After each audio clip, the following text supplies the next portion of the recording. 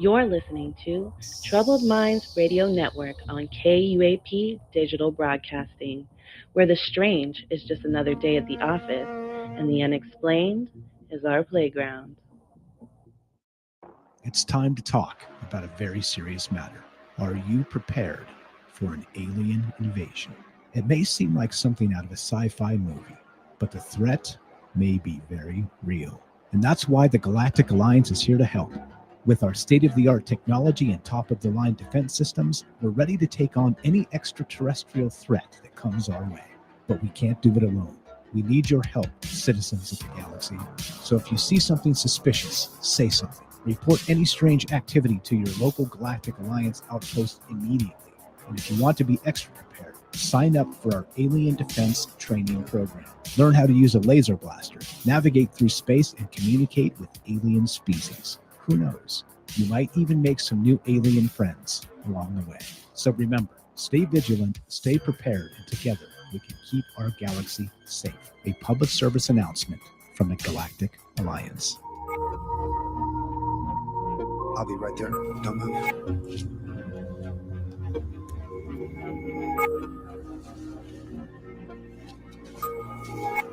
Imagine a world where information can't be trusted.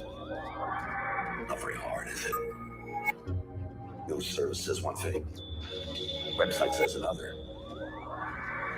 Society starts to fray. All we can turn to are the people we care about. But what if those people weren't who we thought they were? What if the ones closest to us, the ones we've trusted our whole lives, were someone else entirely? What if they weren't even human? Respectfully? What exactly are you talking about? Chaos. And that's only the beginning. 5 global terrorist strikes within the past year, each one claimed by a different group. Business as usual. That's precisely what they want you to think. Argentina attacks Colombia. Colombia attacks the Philippines. A violent chain reaction consuming the globe. Do you realize that the entire world is at war? The atmosphere has been tense. There is an architect to that tension. These attacks are escalating. If they hit the soil of a major power, Do you think the same people are behind all of this? not people. Scrolls. Oh, come on, Ross, you know the stories. This didn't start yesterday. It started 30 years ago when the Strokes found Earth. Carol Danvers and Nick Fury promised to find them a new planet.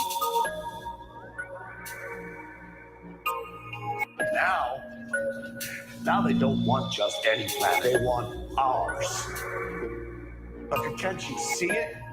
All these groups, they're the same. Trolls could be anybody, anywhere, anytime. And there is only a tiny handful known to live on Earth. That's barely enough To what? You have no goddamn idea what you're talking about. There are thousands of them, tens of thousands, and you would never know. Okay, Prescott, let's play a little game of forest for the trees, shall we? Yes, Skrulls can shapeshift. Yes, they're looking for a new home. But as you say, the only Skrull contact is Nick Fury. That means there are allies. Then where is Fury? All these other attacks, they mean nothing compared to this. This is the one that sets the world on fire.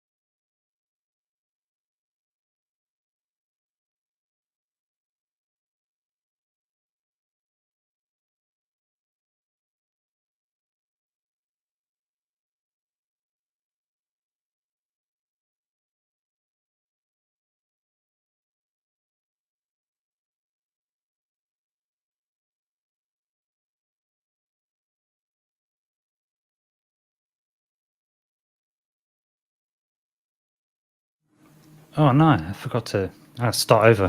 Having a few technical issues today. PC crashed, muting myself and stuff. All right, let's start over then. So today, Examines podcast with me, host Liam Martin. You can find us on Spotify, or your regular podcasting platforms. Usually streaming live on Rumble, YouTube, X, and Twitch. And yeah, you can find us on the Troubled Minds Radio Network, KUAP Digital Broadcasting. And today we're going to have a look at godlike powers that are available now. So looking at the ancient gods, and as Arthur C. Clarke once said, I think it's Arthur C. Clarke that was quoted as saying, any sufficiently advanced enough technology is indistinguishable from magic. So technological prowess and human ingenuity has brought us to be able to have some of these godlike powers. So I thought I'll have a bit of a comparison show today and have a look at some of these ancient tales of gods and what powers that they had, and then how we've got them now and how they're advancing and we're getting some serious godlike powers. So today we shall step into the realm where ancient myths and the cutting edge technologies converge in the latest podcast episode, Exominds podcast. So today we're going to be bridging ancient powers and modern wonders. So join us as we embark on a captivating journey exploring the parallels between legendary godly abilities and the incredible advancements that technology is unlocking today. From Icarus flight to Hermes communication prowess, we'll draw connections between mythical tales and contemporary technologies like drones, brain-computer interfaces, and more. Discover how the god powers find echoes in our digital age, where science and innovation are pushing the boundaries of what humanity can achieve. So we'll delve into this podcast episode and unravel the threads connecting Apollo's healing touch to modern medical marvels and explore the invisibility realm akin to the Hades helmet and through the lens and stealth technology. So join us as we're contemplating the might of Hercules in our time, but not in the form of a demigod, but with wearable exoskeletons, empowering humans to have superhuman strength. And there's more, and there's an extra caveat with that. So we'll navigate through this fusion of ancient narratives and futuristic wonders, and we'll also delve into the ethical considerations surrounding these advancements, exploring the impact on society and pondering the responsibilities that come with playing with the powers once reserved for the gods. So tune in with your host, Liam Martin, the Examines podcast, and let your imagination soar, as we'll bridge the gap between the divine, the digital, weaving the tapestry of wonder that spans across centuries and civilizations. So, not just a podcast, but of course it's a journey into innovation in this one, and through the mythical landscapes with the modern meets the symphony of the awe-inspiring tales. So, yes, the gods are known. So this is the premise for this. The gods are known for these amazing abilities. So today, we've got someone in the chat. I didn't even tell anyone about the show today. Oh, it's Daryl. Hi. Glad you could make it. Hi, Daryl. Yeah, my PC crashed before the show, so I started a bit late, and then the OBS thing won't work, and then my sound won't come on. And I was like, oh no, I was having one of them days today. But yes. Yeah, well, we seem to be on them. Sound seems to be going through, so we'll look at this then. We'll look at the ancient godlike abilities and some of the technologies coming today. So what we'll cover in today's show is the mind, body, and beyond gene splicing. We'll be looking at someone called Ventor, who's got this amazing technique. We'll be looking at dreads, and we'll be looking at DNA encryption.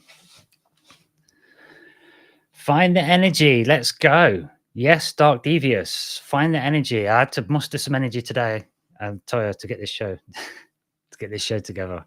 Because anyway, lots of technical issues and problems today, but we got through it and we're here. We're here, and we've got two people in the chat, which is amazing considering I hardly remembered to tell people, and I've only just posted it, and only 2 places, and yet we've got two listeners there, so I can't really complain. Okay, so let's get on with the show then. Right, let's look at this then. So, gods of old, we're going to look at the mind-body connection. We're going to go beyond that. Gene splicing. We're going to look at things called dreads, Ventor, DNA encryption, and to start off with, then let's go for the obvious first one. There's a little caveat with this as well. So first, then let's consider the power of flight, because that's something that man's often looked up to the skies and saw the birds. And of course, power of flight, we've done that with the Wright brothers a bit back, you know. But in ancient Greek mythology, Icarus used wings made of feathers and wax to escape from imprisonment. But today, we've long been doing flying in craft. We're all right to talk about UFOs now and drones. You know, the advent of drones makes us like it's literally child's play these days to have flying things. So, you know, we've got the flying thing, but now we're getting to the point where drones today are equipped with advanced aerial technology as well. So that allows us to soar through the skies, survey the landscapes, capture breathtaking views, you know, and get like kind of selfie shots and stuff from all kinds of places these days. Right? People take them out of planes and stuff, don't they? Take selfies in the planes or whatever. But yeah, so that's it's easy, like I say, with the flying machines of today and the advent of consumer level drones, it's literally become child's play to have flying machines and to be able to have different sensors on them, you know, so you can see stuff that you wouldn't normally be able to see by remote. But we're also getting to the point now, we've got a little article where we've got the possibility. I'll get me off the screen. And we'll just share this screen here. I might have to do the Windows capture thing again because my PC crashed. And we go. Got to do that one. There we go. Vertical takeoff craft. It's not necessarily, and I'm not saying this is the only one or the best or whatever, but we'll have a look at this vertical takeoff craft then. So, because now we're starting to get in looking at having personal flying machines. And I know it's not the UFO stuff we've been hoping for, which we might get that. But anyway, yeah, so let's have a look at this one then. So this is from a company called Lilium. So Lilium are introducing the first electric vehicle takeoff and landing jet. A nice picture of it for the video viewers. It's very suave. It's black and white. It's got a black kind of fuselage. It's nice, smooth, white wings, not really sweeping. Just got two sets of wings, a big set and a smaller set. You know, it looks pretty suave and sophisticated and futuristic. Very nice sweeping edges. And we'll have a little read about this then. So it's got ducted electric vectored thrusters, so it can change the angle of the thrusters, and there's a series of ducts on the wings. They've got these ducting stuck to the top of them, but a series of them on both sets of wings. So they've got these like lots of little independent jets, it looks like. So let's have a quick read. So for your personal flying vehicle, ducted electric vector thrust. The proprietary technology at the core of the Ilium jet ducted electric vector thrust, or DEFT, which is we've refined this through successive generations of aircraft demonstrators. Electric jet engines integrated into the wing flaps provide advantages in payload, aerodynamic efficiency, and lower noise profile, whilst also providing vector thrust control to maneuver the Ilium jet through every phase of flight. The underlying engine technologies. Traditional jet engines power 95% of commercial aircraft, and we have based our design on the same principles, yet far simpler. Our electric jet engines rely on just a single stage, a rotor-stator system, driven by an electric motor with zero emissions. It's designed for versatility. The Lilium jet can adapt for a range of customer uses, with each configuration optimized for unparalleled experiences. The most spacious cabin arrangement is designed for private flights with luxurious club seating. Alternatively, the cabin can be configured with 6 seats for passenger flights or without seats to serve a zero emissions logistics market. 5 generations of flight. The Lilium is one of the only pioneers of the eVTOL, which is a vertical takeoff and landing. But they've got E at front because theirs is electric. So Lilium is one of the only pioneers of the eVTOL seeking engine certification. So they're trying to get it certified by the FAA and the EASA. Since 2015, we've designed and built and tested 5 generations of technology demonstrators and invited the world to watch as we pioneer an aircraft and flight control system never seen before. So the Lilium vertical takeoff jet, see, we still haven't got the UFOs. It's still a jet, but I know there's been some kind of like sort of failed flying car versions, but this one, like, it's still vertical takeoff though. So it's a little mini jet, and it's got the wings, which isn't ideal. They can kind of sweep up a little bit, and that vertical takeoff with a vector thruster is pretty cool. So I thought, yeah, that's all right. We're getting closer, but like I say, like I like to keep pointing out, okay to talk about UFOs and that, and they're obviously not using this kind of thing. I mean, vector thrusting is really useful, but for maneuverability, to be able to change the angle of the engine and put it on the wing flaps, have mini engines. But we all know we've got the anti-gravity stuff.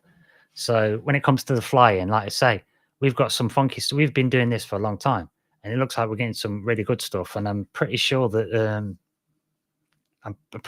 the US Navy, the US Navy, they've been looking at a jet aircraft that can be a submarine as well. That's the bit of a dream as well, to be able to go from the sky straight into the ocean and then out of the ocean straight back into the sky again. That's kind of hard to do. Currently, we have 2 totally different vehicles for that, but there's been some work into getting jets that can kind of dip in the water and come back out again as well. So there's that little side note.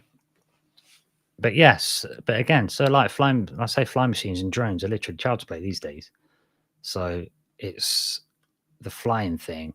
We've kind of got that one. But on the next one, we're looking at, for the next god power, I've just covered the Icarus and the drones. I thought for the next god power, obviously we've got the mind-body the brain interface with computers. Now, obviously, we interact with computers, and we've got metaverse coming in now with virtual reality. We're getting more and more kind of integrated, but there's direct computer brain to computer interfaces these days. I mean, that's kind of been going for a while as well, and we covered in the Psi Weapons episode, I think episode 14, where the University of Pittsburgh had a man who was paralyzed, but they used the technology where he was able to use his brain to move prosthetic arms just by thought. Had to train it for a while to get used to the signal and train the computer to know this guy's brain signal of up and left and right and stuff. And he was saying that if he focused too hard, then it didn't quite work right. But if he just did it naturally, then it kind of worked better because it was trying to find his natural signals. So we covered that University of Pittsburgh one. So I thought for this one, with the next god power, we'll look at telepathy, because we've got this mind-body interface. And so that's Hermes. Hermes was well known for this. So Hermes can be related to the brain-computer interfaces, because Hermes was the messenger of the Greek gods and was associated with communication and travel. So you can compare this to modern brain-computer interfaces that enable communication directly between the brain and external devices, following a form of telepathy through the technology. And at this point, I have to give a shout out to Patrick Flanagan for his invention of the neurophone, which we'll have a quick look at next. So, yes. So, Dr. Patrick Flanagan, that's and this is on chopra.com, spelled like Deepak Chopra. Chopra.com. We've got Dr. Patrick Flanagan. So who's Flanagan? Why does he get a shout out for the brain computer interface? Because I think he's worth a shout out for this, because Dr. Patrick Flanagan invented something called the neurophone back in 1958. And it's an electronic nervous. I mean, this is in the 50s. Let alone all the modern stuff we're going to we looked at in the Psi episode, and then we'll look at in a minute. So yeah, 1958, Patrick Flanagan. Now, at this time, we would normally need to take a break. So, but I started a bit late, but I want to got my radio time in. So I think what we'll do, we'll make a shorter one. Just have a quick 4-minute break. an Examiner's podcast. And we'll have a look at Patrick Flanagan's neurophone, and then we're going to get into some really funky science with the biology stuff. So we'll just play a little bit of music, have a little break, and we're back talking about powers of the gods we've got today after these short messages. Black monoliths, big metal boxes. They have a fridge inside them that cools these chips to almost absolute zero, hundreds of times colder than interstellar space.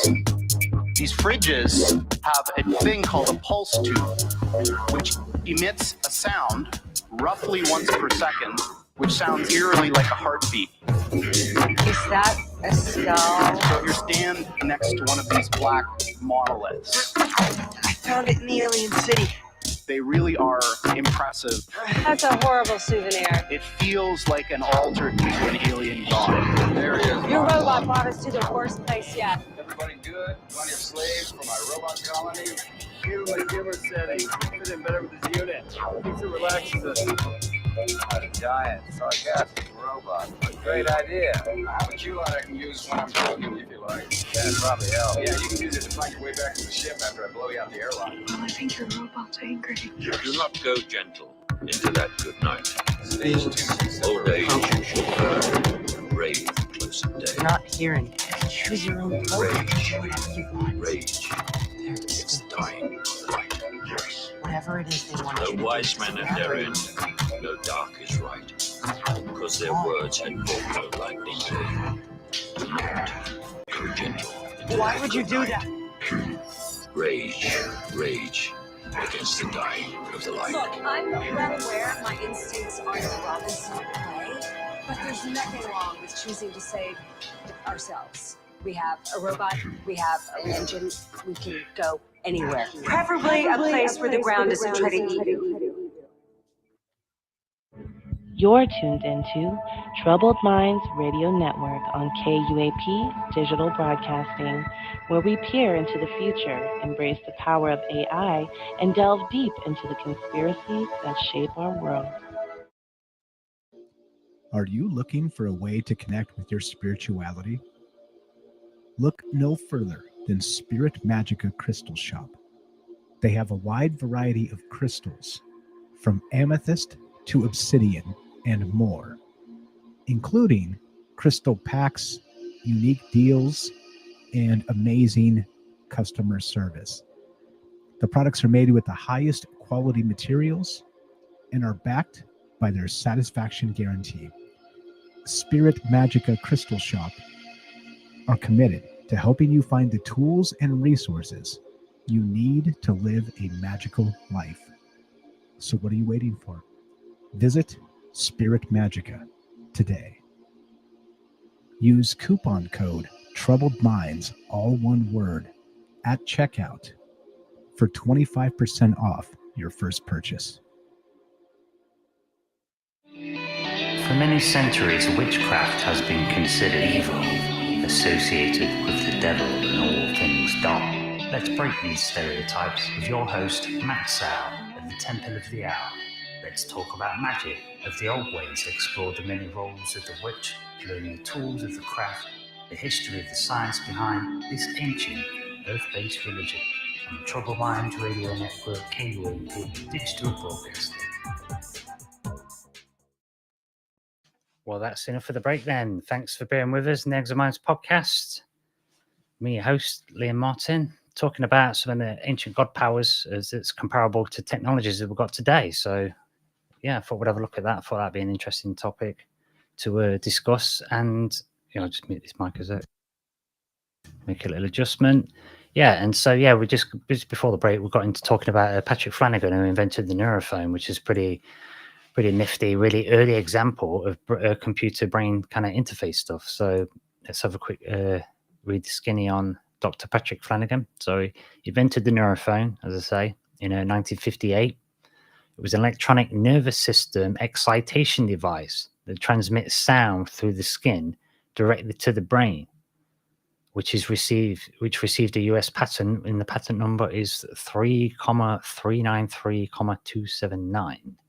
And he got that patent in 1968. So it took 10 years to get it accepted. And I remember there's a bit of a side note on this story that Patrick Flanagan said it took 10 years to get accepted because they were saying that it can't be. They thought that the sound being played on the skin must have been transmitted through the bones, like that's some kind of vibration. And then I think there was an issue with that they didn't accept that it worked the way he said it did. And I hear the story goes that they got somebody in that was deaf, that they had no ability to hear, that they had no cochlea that you need as a part of the hearing system. It was missing from the brain.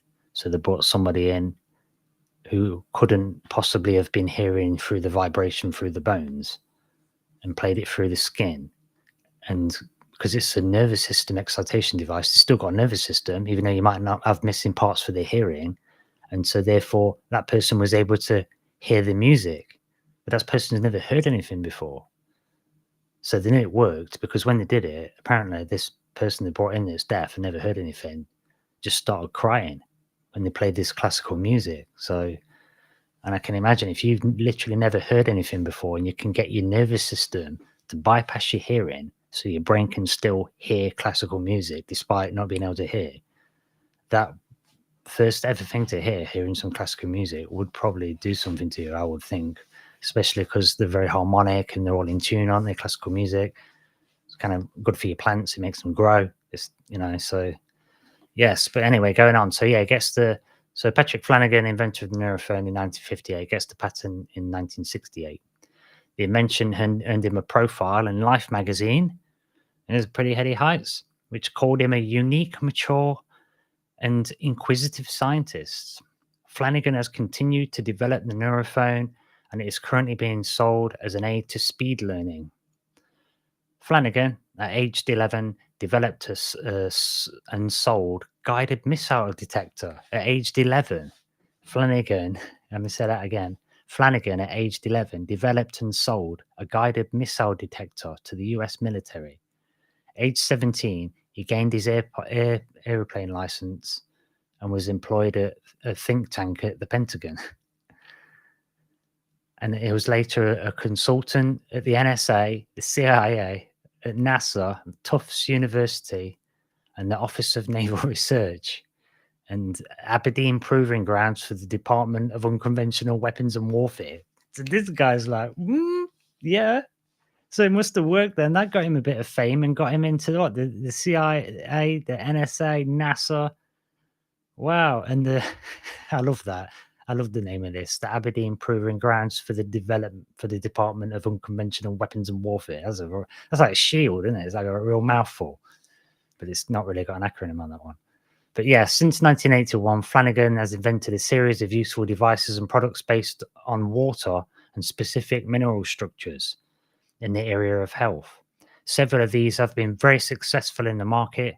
His identification of the special properties of negative hydride ions, while once ridiculed, got him serious attention when the Nobelist Chandrasekhar, so a Nobelist, I guess a Nobel Prize winner, Chandrasekhar, proposed it as a major component in fast space.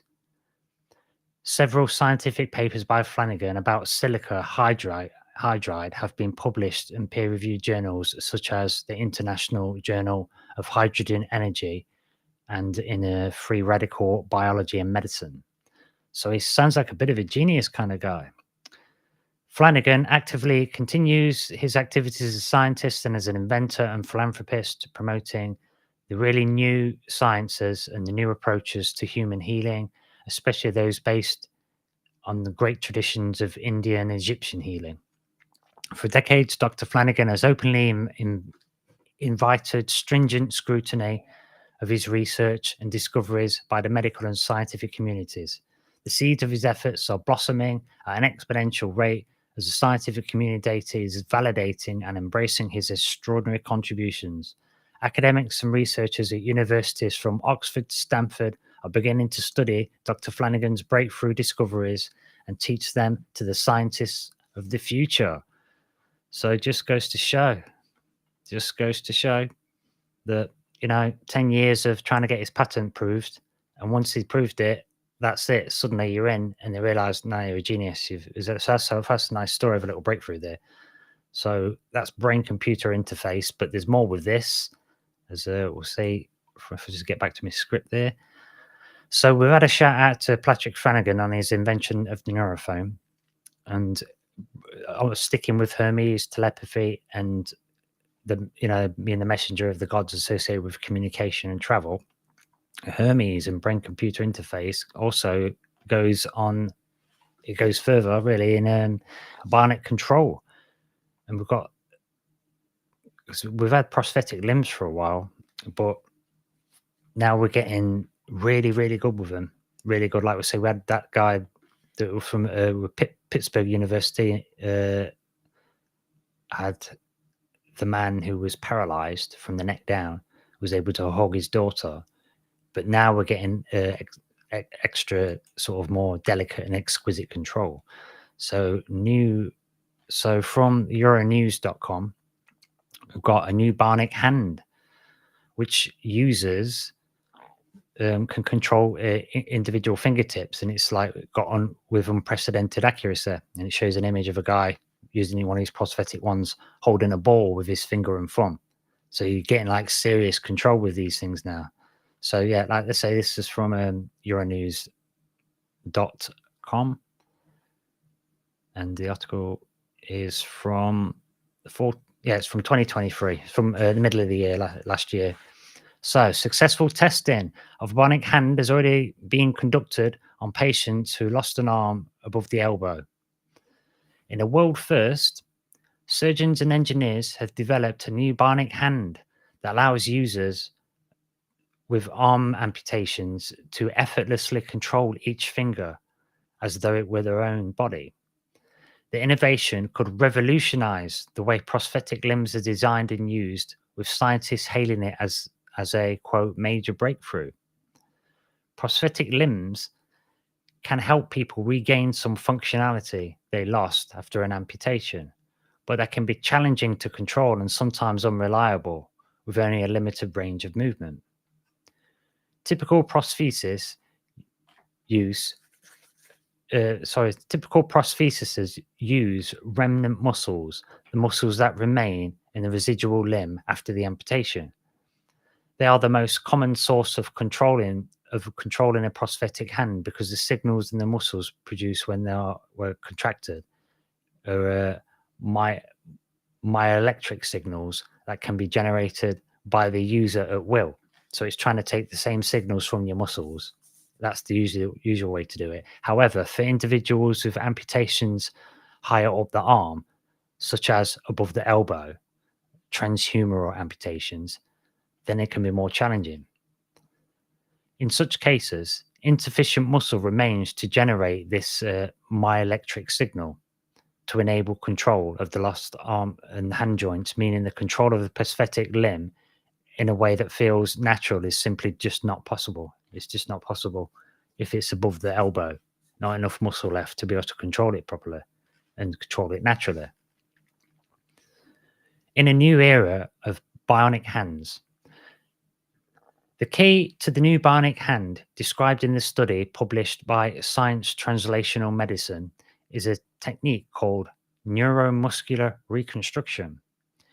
In this procedure, surgeons rewire the nerves in the residual limb so they control muscles, so they control different muscles, so they get a rewiring. This allows users to generate more complex movements with the bionic hand, such as flexing and extending all 5 fingers to pick up small objects or type on a keyboard. That's pretty good if you can keyboard type. That's not bad. If we do it with the individual fingers, that's getting good, I would say. Okay, this is a quote here. So when the patient tries to do movements with the missing hand, those new muscular structures get activated. Max Ortiz Catalan says, that's the director of the Center for Bionics and Pain Research in Sweden, Max Ortiz Catalan, and also the head of neuroprosthetics research at Bionics Institute in Australia, and a professor of bionics at Chalmers University Technology in Sweden. and he's told the Euronews that when the electrodes, it goes on to explain some of it, how it works. So then as we put electrodes inside them, we can extract that information, use an artificial intelligence algorithm to look at those electrical pulses that come from different sources and learn what the patient is trying to do. So again, like the previous example I talked about with the guy who's paralyzed from the waist down, they've got these electrodes in, and they have to get you to practice movements or practice imagining the movements and your intention, I suppose, the up, down, the left, and the right. And the computer monitors it for a bit, and it's the algorithm is trying to figure out what your natural movements are for like left, right, up, down, your directional movements. It's trying to figure out what your signals are. Once it's got your signals, then things start they can then like sync the machine in to what your signals are going to be like, and then it's like having your limb as your own sort of thing. So yes, that's what the electrical pulses, you're getting all the different sources, like the rewiring that they've done. The computer wants all that information from all those different muscles that are being controlled, from all the different movements that you do. It wants all that kind of metadata to try and sync up to be the same as you. So once it's learned, which happens very quickly, then you can tell the prosthesis what to do. Prosthetic limbs are typically attached to the body with a socket that compresses the residual limb, making it mechanically unstable and uncomfortable. But the new bionic hand also tackles this problem. Besides the neuromuscular reconstruction, the new implant also features a titanium implant that is placed within the residual bone, connecting it to the body. This provides a more stable and comfortable attachment point for the hand, while also allowing a more natural movement. This is a major breakthrough in the field of bionic limbs, Ortiz Catalan says, as it opens up the possibility of creating bionic hands that are as functional as natural hands. So they've got a new way to plug it in as well as a way to retask your muscles to work differently, so you can still get the extra control, even if you've got an amputation above the elbow. So that's pretty cool. So yes, I'll read that again. This is a major breakthrough in the field of bionics, says Ortiz Catalan.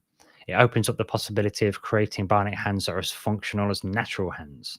The achievement is based on over 30 years of gradual development of the concept, in which I am proud of contributing to, said Dr. Ricard Braemar, who is a leading expert in OCSS integration of limbs prosthesis. So that's going to be to do with bones, the way it connects, I think.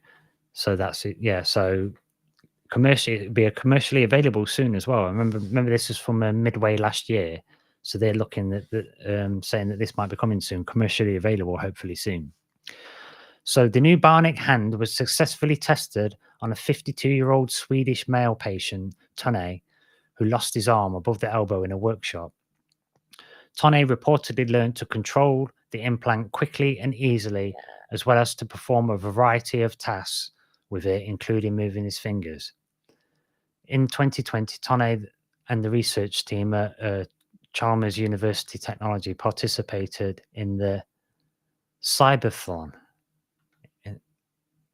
I'm not sure what the Cybathlon is, but okay, it's the international athletic competition for people who use assistive technologies. Okay. Almost like a little mini Paralympics then. Okay, so this guy's used it and took part in that. And according to the research team, Tone used the prosthetics in his daily life over 3 years now, and is still using them. So he's back from 2020 then. This written in mid-2023. So they're giving an update. So it's been functional then for 3 years. Been working fine the whole time. So the development of the new bionic hand is a sign of hope for people with amputations. Close to 60 million people were living with limb amputations due to the traumatic causes in 2017 worldwide. So that's 60 million people in 2017. A few years now, 60 million. That is a lot. That's according to the Institute of Health Metrics and Evaluation. The device, this bionic arm, the device currently is still in trials, but the research team is actively working with surgeons and professionals in prosthetics around the world to bring this technology to patients. This combination of surgical procedures and a bionic hand was the first time, but now that we know it's reliable and can be conductive for better control, people are going to start implementing it, Ortiz Catalan told Euronews. The new regulations in Europe have made it a bit more challenging to bring new products to the market, but we hope that we can bring this technology to more people relatively soon, they've added. So hopefully some of these super duper controller limbs will be the more delicate touch situation. They'll be able to hopefully get that cooking. Instead of spending money on war, maybe get some of this researched anyway. Anyway, it just gets, I don't want to go into that war talk stuff, but it just gets my goat and people are cheering for people to die. And it costs loads of money to do wars. And you could be doing stuff like this. 60 million people, these limbs, I don't know how much they cost, but you know what I'm saying? We could have done a lot by now. But anywho, yes, bionic arm like BVS. That's what I'm talking about. Anyway, yes, bionic control, talking about the telepathy and the Hermes, and yeah, ghost arming as well. But let's have a look at this. So we looked at the bionic control breakthrough. Let's have a look what this next article is. Just remind myself, there was a script here while this loads up. Shooby-dooby-doo. Is another breakthrough. Okay, so is this the NIH? Yeah, from the NIH. So this is a direct brain-to-brain interface in humans. And so here's the introduction. Many of the greatest contemporary technological developments have centered on advancing human communication. From the telegraph to the internet, the primary utility of these game-changing innovations has been to increase the range of audiences that individuals can reach. However, most current methods for communicating are still limited to words and symbols available to the sender or understood by the receiver. Even when they include nonverbal content, communication constraints can be severe. A great deal of the information that is available to our brain is not introspectively available to our consciousness and thus cannot be voluntarily put in linguistic form. For instance, knowledge about one's own fine motor control is completely opaque to the subject and thus cannot be verbalized. As a consequence, a trained surgeon or a skilled violinist cannot simply tell a novice how to exactly position and move the fingers during the execution of critical hand movements. But even knowledge that is introspectively available can be difficult to verbalize. Brilliant teachers may struggle to express abstract scientific concepts in language, and everyone is familiar with the difficulty of putting one's own feelings into words. Even when knowledge can be expressed in words, one might face the hurdle of translating between the existing spoken human languages. Can information that is available in the brain be transferred directly in the form of neurocode, bypassing language altogether, is the question. We explore this idea in the rest of this article. So, the idea of direct brain-to-brain communication could potentially be achieved by using brain-to-brain interfaces, BBIs. BBIs rest on two pillars: the capacity to read or decode useful information from neural activity and the capacity to write or encode digital information back into neural activity. In recent years, we have witnessed an incredible progress of these two capabilities with development of brain-computer interfaces, or BCIs. BCI researchers have demonstrated the possibility of decoding motor, visual, and even conceptual information from neural activity via a range of recording techniques such as implanted electrodes, electrocorticography, or an ECOG, electroencephalography, which is an EEG, or functional MRI scans, or there's an MEEG as well. And there's a variety of stimulation techniques also exist to permit the users to encode digital information into neural activity, including implemented electrodes, transcranial magnetic stimulation devices. I'll show one of them in a minute. And focused ultrasound, which is called FUS, F-U-S, focused ultrasound. And these are prominent examples of BCIs, brain-computer interfaces, that use stimulation, including cochlear implants and deep brain stimulators. And see, I mentioned the cochlea earlier with the person that didn't have an air with the Flanagan's neurophone. But you also get cochlear implants where you get an implant into your head, and so for hearing. Okay, so given these, what's that in the chat? Let's check it out. So Rico's in the chat as well. Hi, I didn't think I said hi. I didn't see you there. So thanks for tuning in. Yes, skewed values in society. People want war, unfortunately. People just want to fight, and I don't know. You don't want to be in it. It's all right until you're in it, the war thing, I reckon.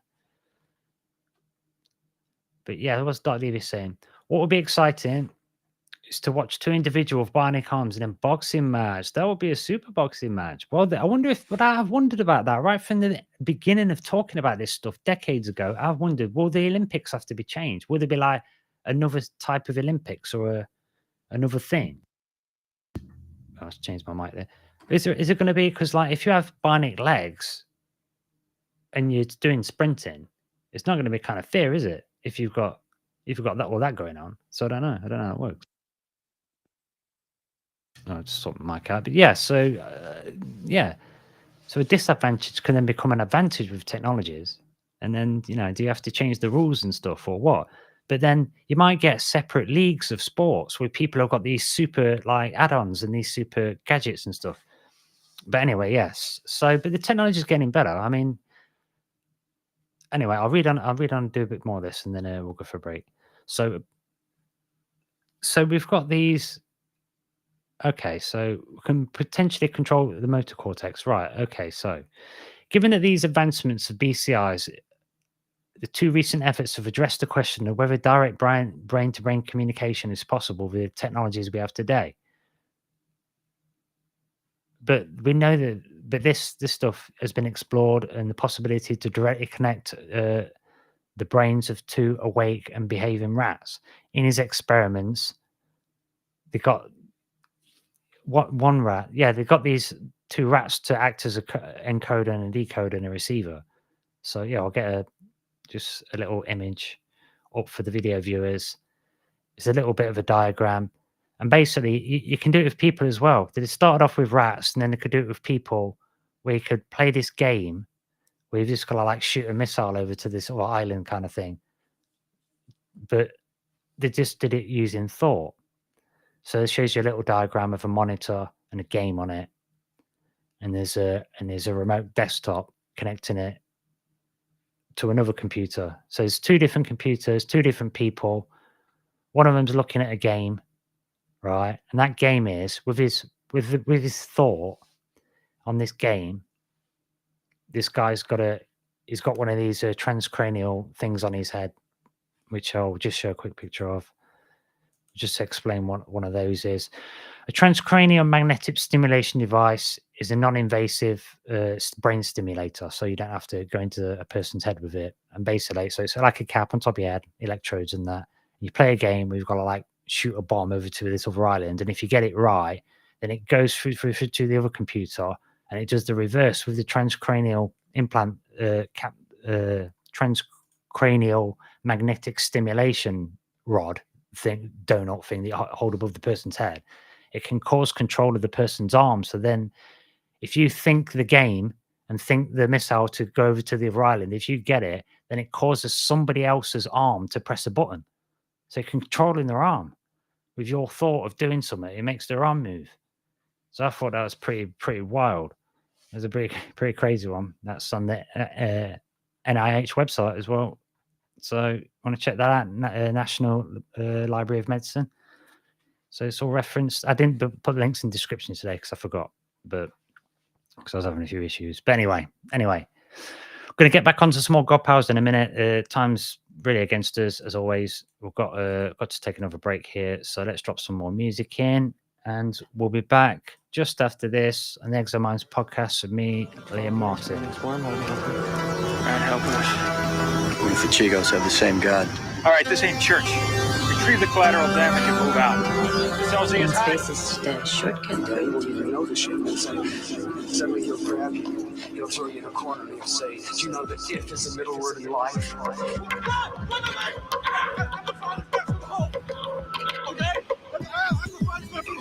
Okay, easy, sir. Captain Joyner, United States Army Special. If you keep your head down without you, you're really brand new. I'm looking to trust yourself and all without you. I can't.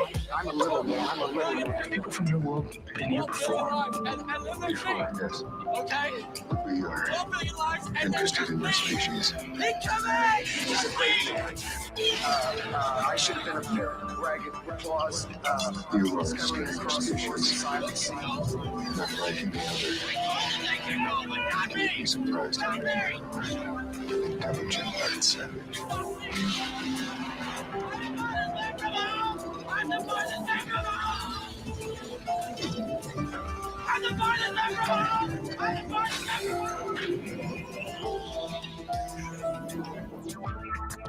Hey, Vance, why do they call aliens chigs? Because they look like chigos. They're like fleas. They burrow themselves in your skin. To me, they look more like praying mantis. You don't understand the first thing about humans. They're at their most formidable when they're threatened. That challenge is one that we're willing to accept, one we are unwilling to postpone. You are in charge of your best and your worst. You're tuned into Troubled Minds Radio Network on KUAP Digital Broadcasting, where we peer into the future, embrace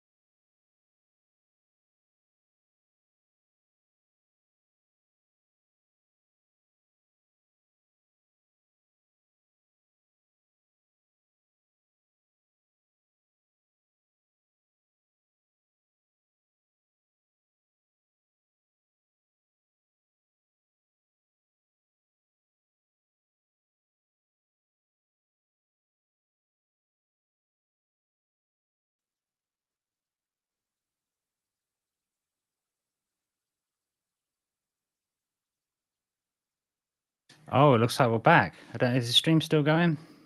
Oh, it's still going. Oh, sorry about that, folks. Everything just crashed out. I did the break, and everything just froze up on me. I don't know what happened there. I restarted the browser. I don't know if anyone's still there. Did I miss it? Well, dang. No, I'm back. No, I don't know if it's still going. Let me know if it's still going, guys. Let me know if it's still going, because everything's. I had to just kill the internet for a minute, and I don't know what happens when you do that because it's never happened before. Are you still here? Are you still here? Oh, Daryl's still here. Oh, we're still going then. Screw it then. Let's go on, because I wanted to get this one finished. So, yes, right then. I'll just have to just do a quick little retell that where to look. Shooby-dooby-doob. Right, let's do it. Let's get back on the case. Thank God for that. It's never crashed on me. The internet's never crashed on me before when I've done a stream, so I didn't know what happens. But I just restarted it, and it's still going. So, yes, we are here. Well, let's do it then. Let's carry on, because I thought I was going to have to shut things down, but no, we're not going to do that. So let's have a look at this then. So next on the agenda, so we looked at. What did we look at first? We looked at we've done flying machines and drones, which is tenner penner, and we looked at some. We've got them vertical takeoff crafts are getting a bit more viable now. We looked at we talked about the guy who was paralysed from the neck down, and he got to control his arms. But then we looked at a more funky. They're getting really good with motor control now. They can control individual fingers and stuff and type on a keyboard with some of these arms. We looked at Patrick Flanagan with a neurophone, playing music on the skin to stimulate the nervous system, so and hoping to use that as a speed learning tool. So we looked at the flying machines of the likes of Icarus to compare that to On Gods, telepathy with Hermes and brain computer interfaces, which what with the Patrick Flanagan was, and we had a little look at that, and ghosting somebody else's arm using brain to brain interface through computers, where you could play a game using thought, which would then control another person who's got a one of these transcranial magnetic stimulators above the head. You can then control that person's brain by thinking the game, and then control that person's brain to control their arm to like press a button and do a movement. You get motor control. And so so next on the agenda, we're going to look at. Now we've looked at the transcranial magnetic stimulation device. We're going to look at another god. What about Apollo? Apollo the healer. So in Greek mythology, Apollo was a god of healing. So we can therefore relate that and explore modern medical technologies, from advanced surgeries to genetic therapies, that parallel the concepts of advanced tools in healing for preserving health, a godlike healing abilities. And so we're getting into DARPA-funded implants. DARPA got permission to have these implants in limbs, and some other stuff. So let's have a look. This is for the prosthetics. We've got one DARPA using limbs, and we've got another DARPA one for mental health as well. So starting off with Wired Magazine.co.uk. Headline is DARPA-funded implants travel to the brain via the blood vessels. This neural recording device, which is implemented into the brain through the blood vessels. So let's say that again. It's a neural recording device. So they're going to literally spying on you from inside your blood vessels.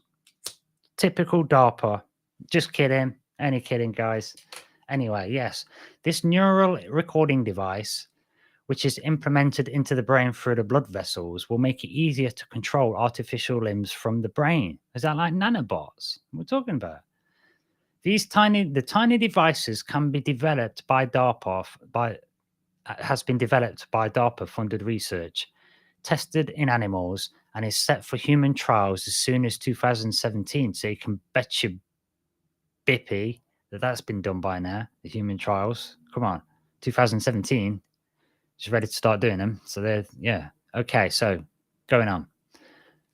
Dubbed the Stentrode by the bioengineers who created it, the device will provide a non-invasive way to explore the use of brain-machine interfaces. Researchers from the University of Melbourne, in a published paper in Nature Biotechnology, used the device to record the brain activity of sheep for 190 days. Quote, "Here we demonstrate the feasibility of chronologically recording brain activity from within a vein using passive stent electrode recording arrays. So that's why they call them stendrodes for short. So it's a passive stent electrode recording array. And this research was led by Tom Oxley, who wrote the paper. To implant electrodes into the brain at present, invasive brain surgery is needed. But the new DARPA-funded research could remove the need for risky procedures. The stendrode makes it okay. So the stendrode makes its way to the brain after being inserted via a catheter into the blood vessel in the neck. The researchers then used real-time imaging to guide the devices to the location in the brain where stendrode expands and attaches itself to the walls of the blood vessels to read the activity of neurons. So it's just like nanobots, isn't it? In your brain, Star Trek stuff, 7 of 9. Kind of like assimilated stuff, isn't it? Nanobots. Wow, crazy. The DARPA-funded research is the latest attempt by the agency to increase the ease of use of the brain-machine interfaces. In 2013, the agency created an artificial limb which communicates directly with the wearer's neurosystem, which we've looked at some of these, and it's building on the previous work of agencies revealed a prosthetic hand that's connected directly to the brain in 2015. Okay. So they're bypassing the arm interface and going directly to the brain then. Is that like remote control? The prosthetic hand is allowed to do... Let's say this again. The prosthetic hand allowed a 28-year-old paralyzed volunteer to feel sensations for the first time in 10 years. So maybe that had some haptic feedback on the prosthetic hand. Yes, go DARPA. Go. Psh. In December 2014, BrainGate, a research group of experts from leading US universities, created a system that allowed an almost fully paralyzed woman to control a prosthetic limb to complete basic tasks, such as raising a drink from a glass. So, some fascinating little nanobot technology there coming from DARPA to help with the brain-machine interface to control of limbs. And again from DARPA, once again, they're getting in your head. And this is from extremetech.com, 2014 article, this one. So 10 years old now. DARPA's tiny implants will hook directly into your nervous system, treat diseases and depression without medication.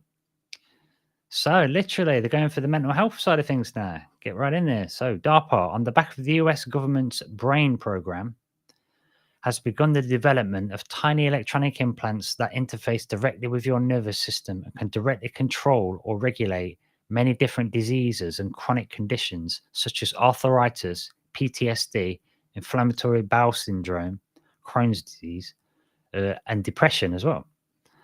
The program called ElecRx, or ElecRx, pronounced Electrix, ultimately aims to replace medication with closed-loop neuroimplants, which constantly assess the state of your health and then provide the necessary nerve stimulation to keep your various organs and biological systems functioning properly. Well, straight away, what comes to mind there for me is that if you put in closed-loop neuroimplants, which are constantly assessing your state of health and will provide the necessary nerve stimulation to keep your various organs, biological systems functioning properly. It sounds good, but if you've got what if that's mood control stuff? What if it's behavioral control stuff? What if they get government orders to send a government program in there to tell you to be compliant? Is that a possible? Because government likes to control everything because that's what it's for, to try and control things and manage things, isn't it? So, but it's naturally going to get out of control if somebody doesn't tell it not to. So that's where we have to look with these technologies. We always have to look at the ethical concerns and how they might impact on societies and change them, But these are some really breakthrough technologies. Anyway, let's carry on reading.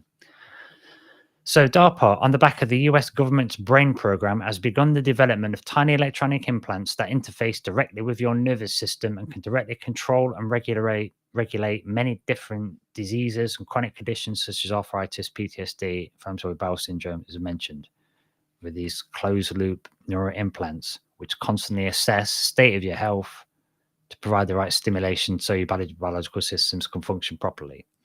The work is primarily being carried out with US soldiers and veterans in mind, but the technology will certainly percolate down to civilians as well.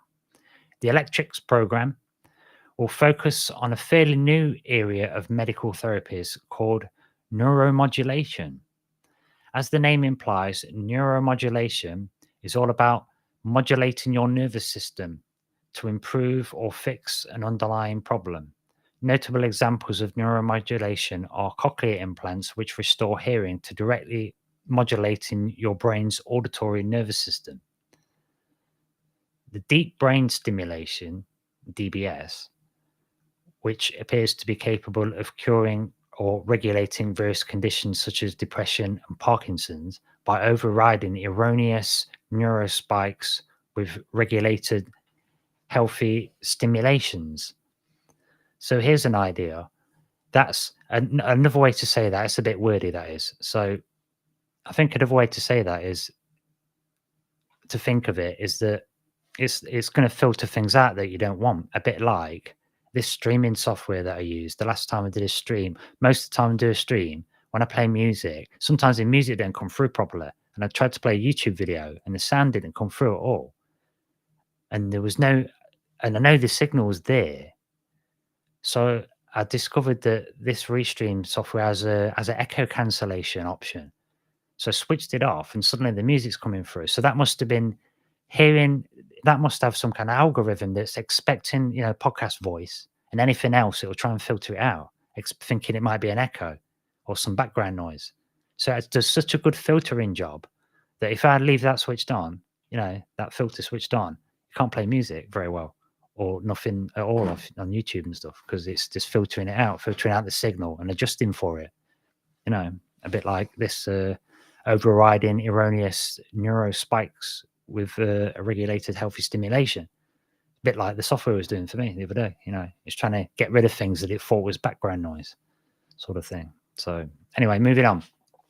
So far, these implants have been fairly big things, about the size of a deck of cards, which makes the implantation fairly invasive and thus quite risky.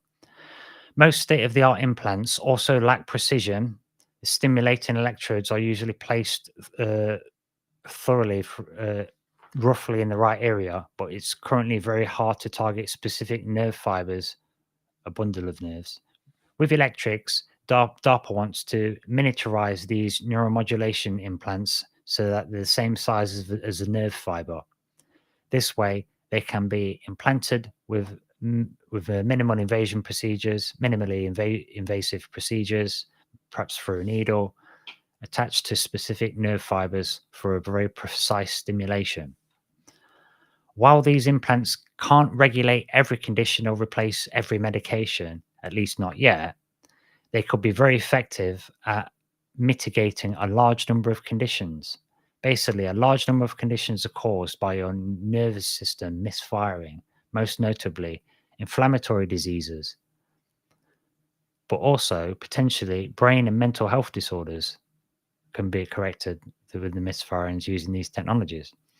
Currently, a variety of drugs are used to try to cajole the array of the neurons and the nerves back in alignment by manipulating various neurotransmitters.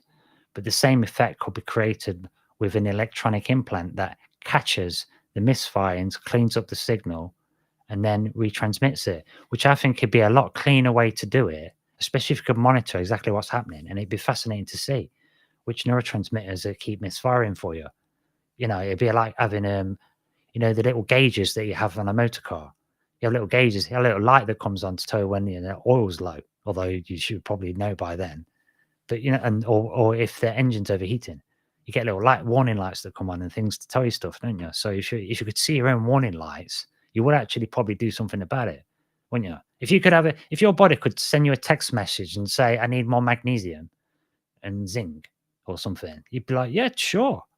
Do you need any potassium? What are you doing for potassium? I got some bananas. You know, you do it, wouldn't you? It's just such a you know, like you can't see the wood for the trees. Trying to figure out, you have to become a nutritionist, don't you, to know what's the right stuff to be doing. If you could see your body a bit more, you don't have to keep going for tests. That'd be pretty cool. Maybe that's something we'll have in the future. Maybe rather than maybe we'll have like these like kind of nanobots that'll be able to tell us what condition our body's in. So you don't kind of need to go to a doctor to see what condition you're in.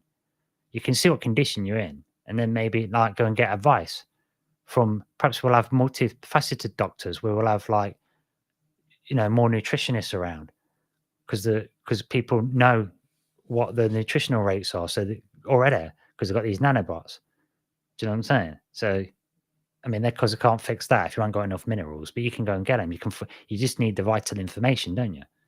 And then you can maybe go to, you know, your Holland and Barrett and whatnot, go and get your nutrition. You could do a bit of, maybe that's how the future will be. You'll be able to see and monitor your own health a bit more. You know what I'm saying? I don't know. Who knows how the world's changing fast, man. It's changing fast. But anyway, next on the agenda, like I say, on about adjustments and monitoring your own health, next on the agenda is biohacking, which is another sort of like, I'm just going in with the Apollo here in the healing abilities. But again, biohacking, got like powers, you can take it into your own hands. So biohacking is a fascinating field that involves using technology to modify or enhance biological systems, and it encompasses a wide range of practices from DIY biology, genetic engineering to wearable technology and body enhancements. Biohackers explore ways to optimize human performance, improve health, and even augment sensory capabilities using tools like implants, genetic modifications, or devices that interact with the body's natural systems. It's a diverse and evolving area that blends biology, engineering, and innovation in some really cool ways. So let's have a look at this next one then. Biohacking. And this is from Medical News Today. And we're going to look at it today, although it wasn't written today. It was written, if I slide right up to the top, it might tell me. Don't know. But anyway, yeah, what is biohacking? Let's have a look then. So biohacking is DIY form of human enhancement and augmentation, in which people attempt to change aspects of their biology to improve their health, performance, or well-being. Some types of biohacking has been around for many years, such as intermittent fasting. Technology-based biohacking, such as smartwatches and Fitbits, provide people with a wealth of data about their bodies, allowing them to tweak their health to improve athletic performance. People may want to hack their body for various reasons, such as to have control over their health, explore new and unusual ideas, to fix what they perceive as flaws, or to try and extend their lives. Some examples are neurotropics. One of the popular forms of biohacking is substances called neurotropics or smart drugs. Non-prescription nootropics include tablets, supplements, drinks, and foods. They contain substances that may help to boost brain performance. Examples including creatine and caffeine. Prescription nootropics are medications that have stimulant effects, which doctors may prescribe for medical conditions such as Alzheimer's disease or attention or ADHD.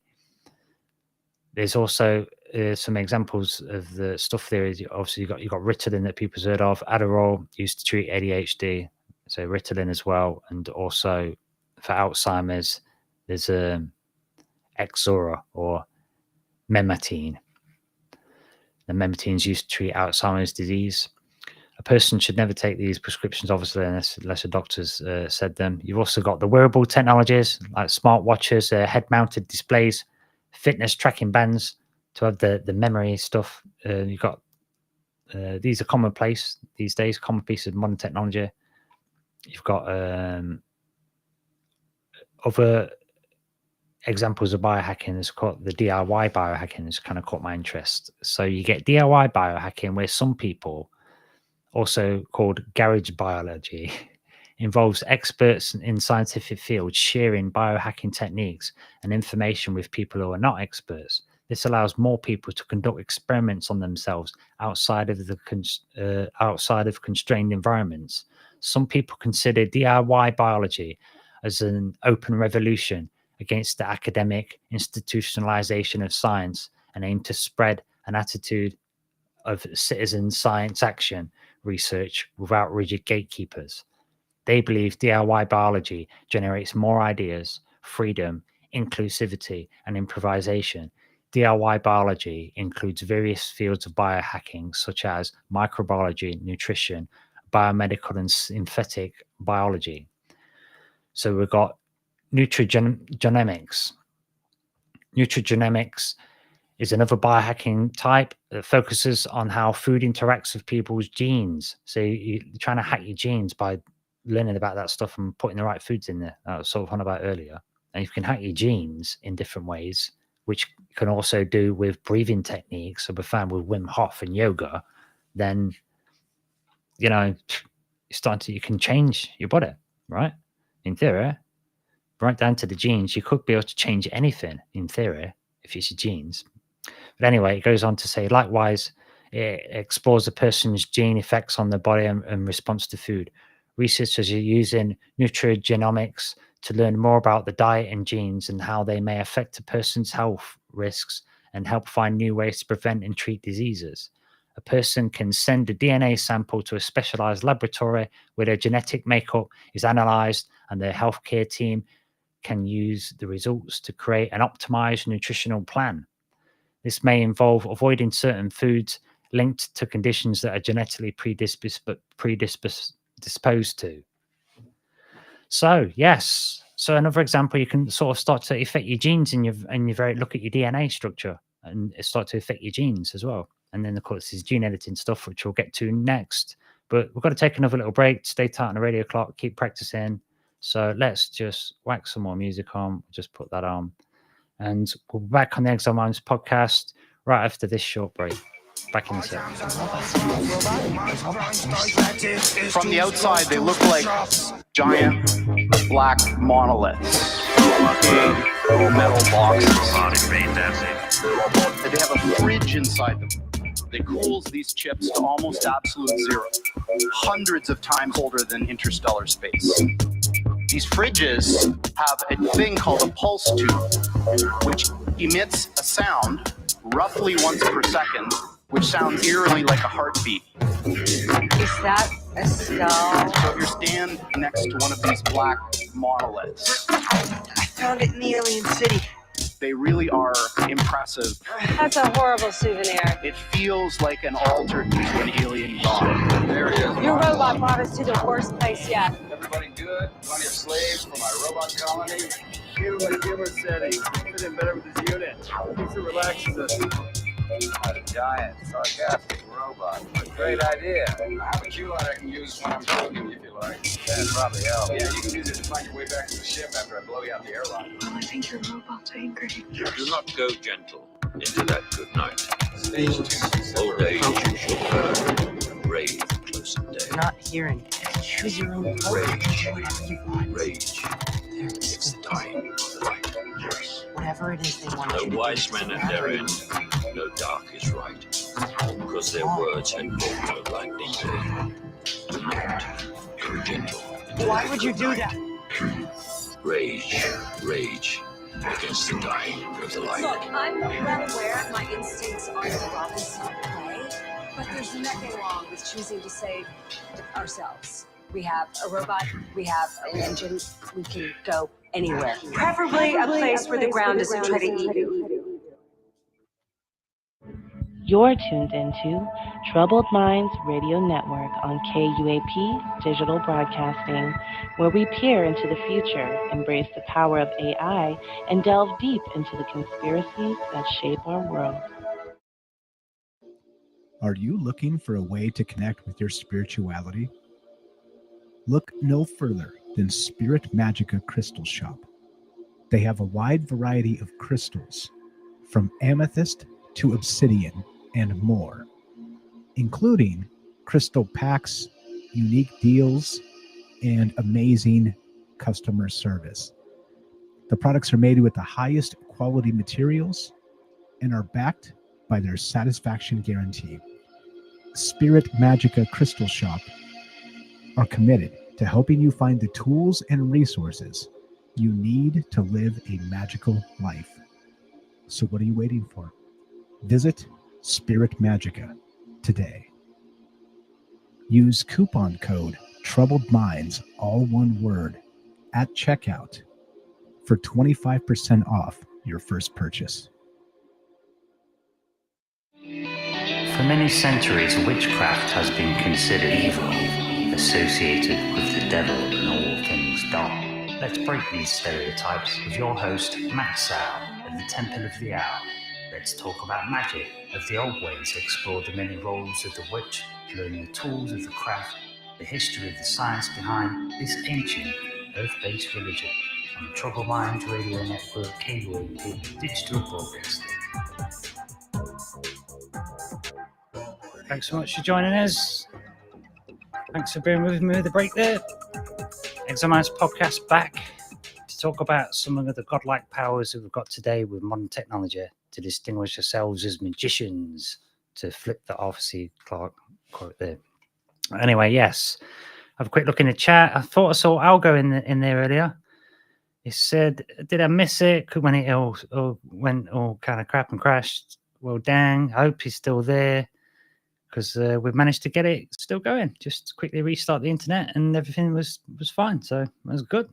So yes, we're going to chat there. So it just crashed out. So that's all that happened there. And what do we got? Isn't it like Brave New World novel? Happy Pill in the technology. That's what I'm thinking. That's what I'm thinking, Enrico. That's like we were saying about if you've got nanobots in your head and they start going into your nervous system to control your mood. That's all well and good if you've agreed to it. But maybe somebody says, maybe some doctor says, some psychiatrist, some physician, whatever says, you've got a particular condition. And then they set your nanobots for that condition. But maybe you don't have the condition. Or maybe the treatment for that condition happens to make you more placid. Right? And then governments get thinking, oh, we're getting the numbers up of this condition so we can have an excuse to treat people and make them more placid and make them more, you know what I mean? Make them a bit more compliant. Because Aldous Huxley and Julian Huxley used to say, not hiding it, and used to write books and stuff and say, they used to say, look, we're in the process. This is decades ago. They said we're in the process of developing a series of techniques to get people to love servitude, because that's preferable than firing squads and billy clubs. They want you to just be compliant anyway and placid and just go along and just do whatever, because then they don't have to control you. Then you don't have to have revolutionary wars to overthrow the king, and because it's got too bad. No, they want people to just accept it. It seems that's what they were saying decades ago, and it's kind of seems like it's going that way. Anyway, moving on to godlike powers and technologies. This one's pretty cool. This next one is night vision. Give yourself some night vision. Now, of course, we've got night vision goggles, but this is night vision with your own eyeballs. It's special night vision goggles without the goggles. Better to use your own eyes. So check this out. This is mainstream news as well from the independent.co.uk. So night vision through eye drops. How about that? Night vision eye drops allow vision of up to 50 meters in darkness. These eye drops have been created by a team of Californian biohackers. So it may sound like something straight out of Q's laboratory, James Bond, or the latest Marvel film, but a group of scientists in California have successfully created eye drops that temporarily enable night vision. Science for the Masses, an independent citizen science organization that operates from the city of Tecapi, theorized that a substance called chlorine E6 or CE6 is a natural molecule that can be created from algae and other green plants, and it could enhance night sight in dark environments. That's coming from plants and algae. You get this CE6 natural molecule, and it can enhance your eyesight for dark environments. Okay, so the molecule is found in some deep sea fish. It forms the basis of some cancer therapies too, and it's been previously described as intravenously for night blindness. Okay, so let's read on. Jeff Tibbetts lab.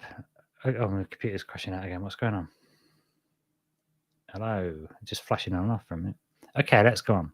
Jeff Tibbetts, the lab's medical officer, said there is a fair amount of papers talking about having injected it in models like rats, and it's been intravenously given since the 1960s as treatment for different cancers. After doing the research, you have to take the next step.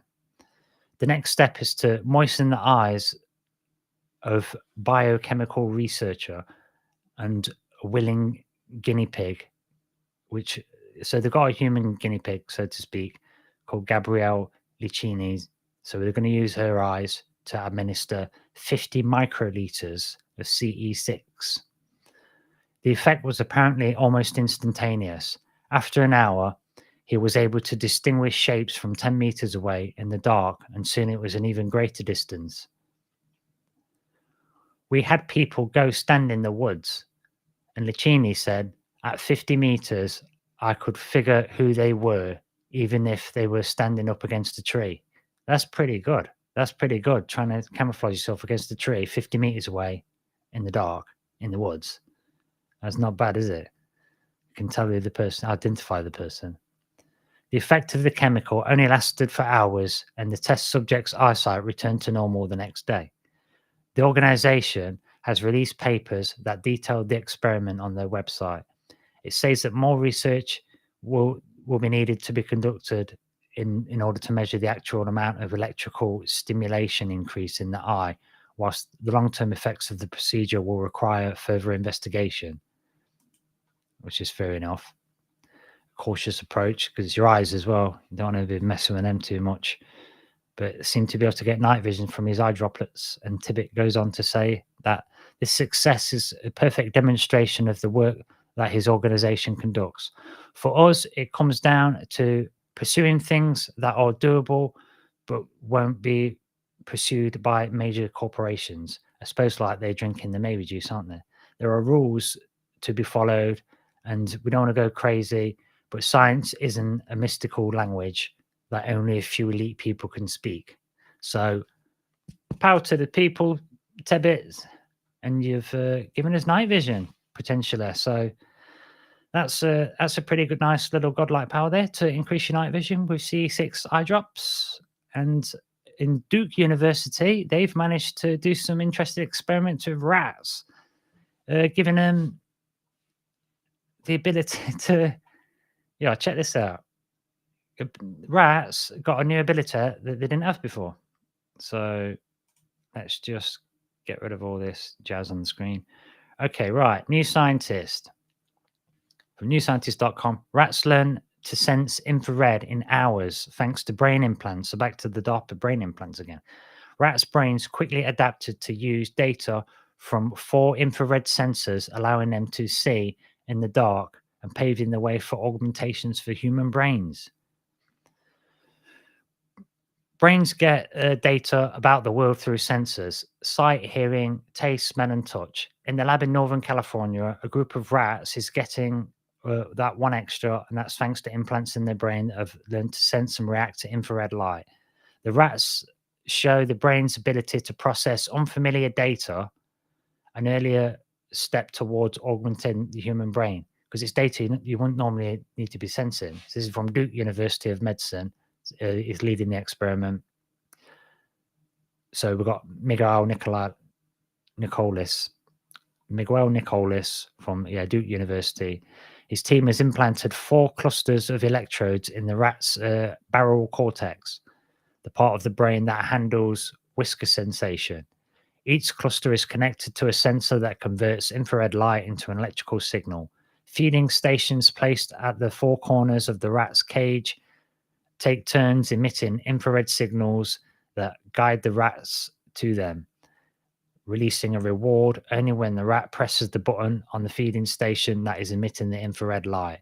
So that's some nifty little test. So that's how you can confirm that they're definitely seeing it. So not only have you got the potential of night vision, you're potentially seeing in infrared as well. Getting a bit Geordie the Forge, but it's using your own eyeballs. Geordie the Forge being the guy in Star Trek. He had to have the visor so he could see, but he was seeing in different frequencies. So yes, but more. Oh, there's more godlike powers. So I mean, like I say, this we've seen with this New Scientist article, infrared.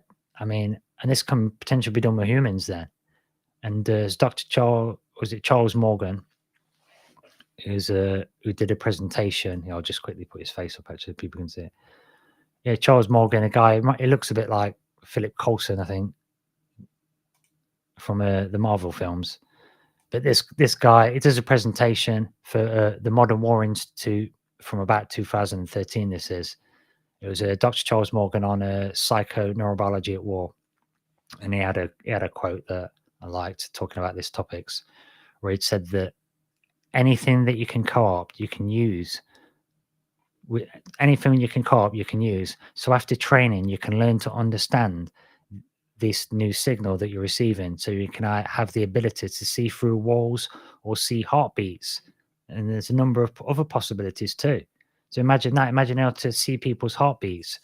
That'd be good for medical stuff, or it'd be good for like stealthy stuff, stealthy army stuff, to see heartbeats or to be able to see through walls, or seeing, like I say, seeing infrared predator vision. So the ability to add a sixth sense with the ability to control others, we looked at that as well, or be controlled. And imagining controlling flying drones is going to be pretty easy at this point. But what about drones that are non-human? What about insects? And then we're seeing that in pop culture with Ant-Man. Well, we could do this now. We've got these technologies, So in years to come, these technologies have become more delicate, more refined. So things like the transmagnetic stimulation device, transcranial magnetic stimulators, and putting caps on your head and holding big donuts above your head, those days will be gone soon.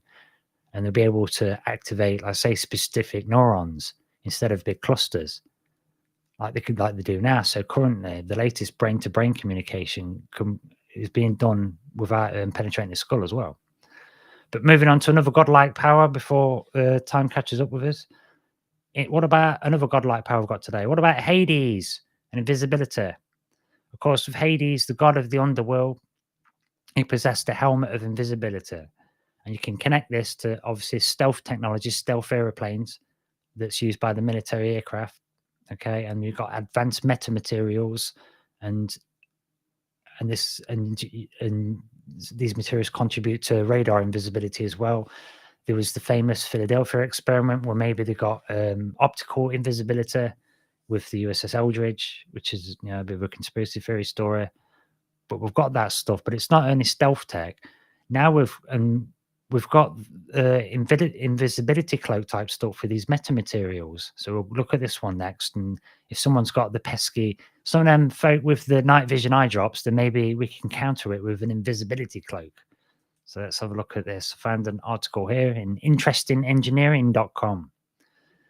This is back from February 2021. So an innovation. Invisibility cloaks are no longer just science fiction. If the screen will scroll down. Oh no, I think it's froze out again. Oh dear. We're not doing very well, are we? But yeah, with so with Hades from the ancient Greek mythology stuff, that's another godlike power, invisibility, and we are getting so close. I mean, I've seen. Oh, has it crashed out again? Oh, my internet just keeps going, isn't it? I don't know what we're going to do then, because my internet's crashed out at this end. Let me just keep rolling and just see what happens. I'll end that.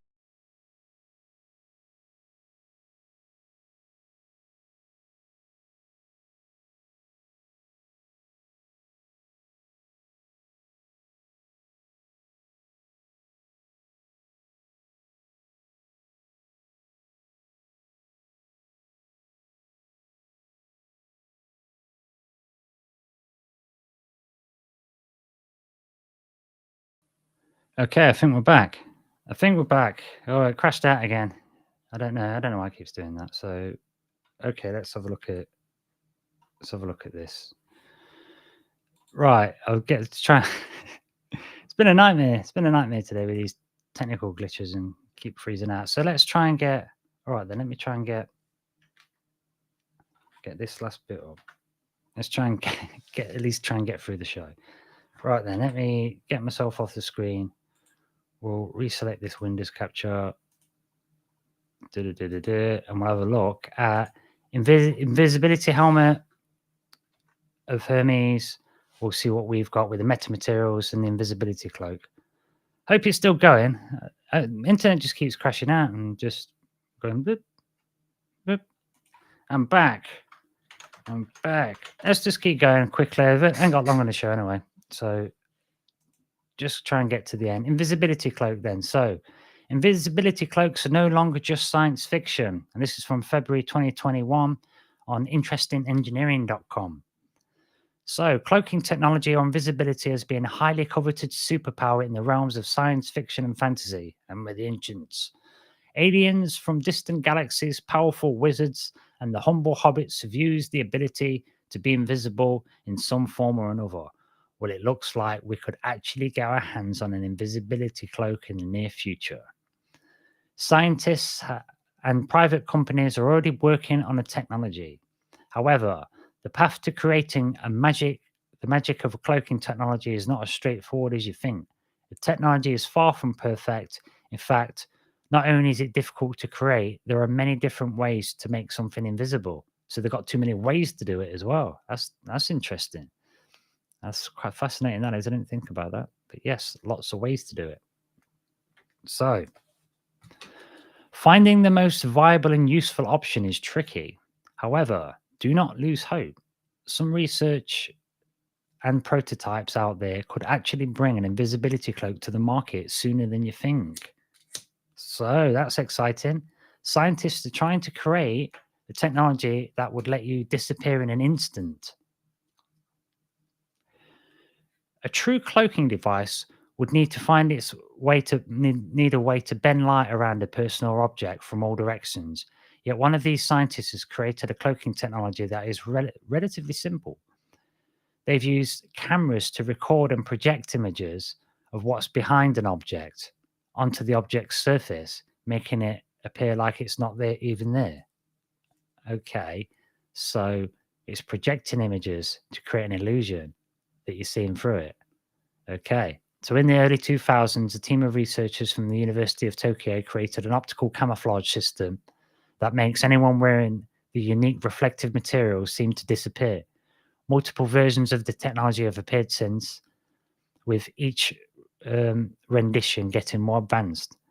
A similar, albeit fictional version of the technology was used in Mission Impossible and Ghost Protocol. And there was also, I happen to know, in the Ghost in the Shell as well. They had and they called it optical camouflage as well.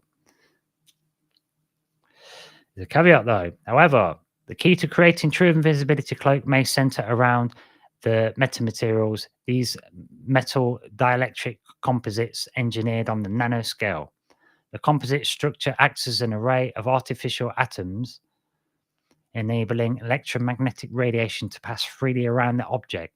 The metamaterial guides light around the object. It is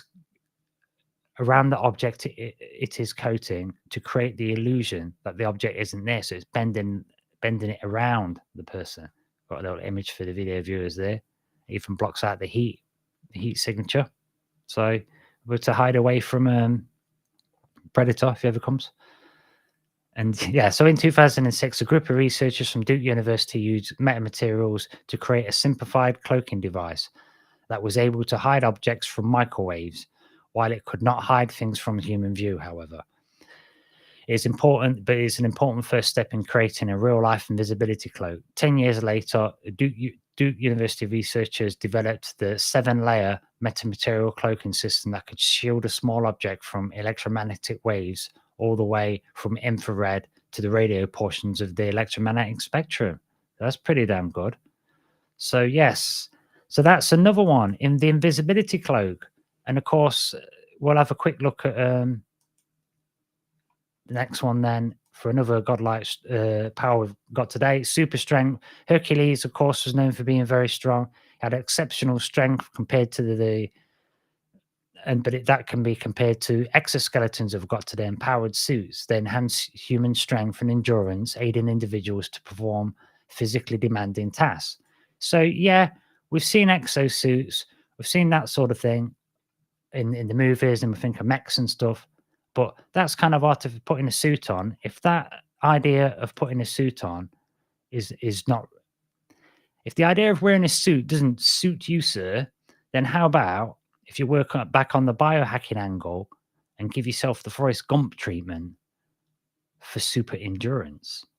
So how about this? We've got the Forrest Gump of mice. They've managed to give mice, again, the rats got the infrared, so we'll give mice a little thing. We'll give mice a simple gene that lets rodents run and run and run. And this is back from 2011. This is kind of old tech. So basically, they got this.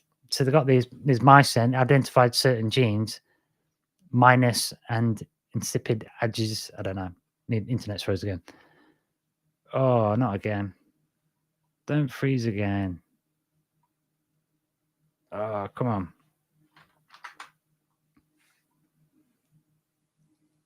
What are we doing?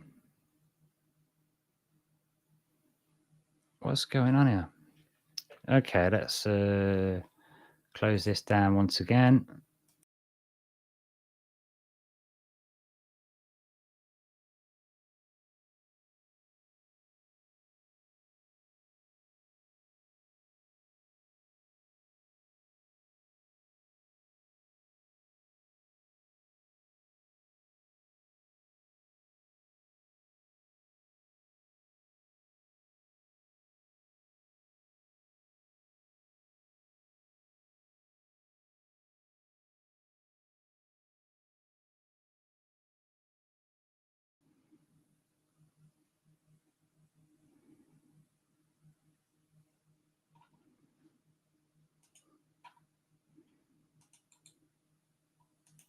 Are we back?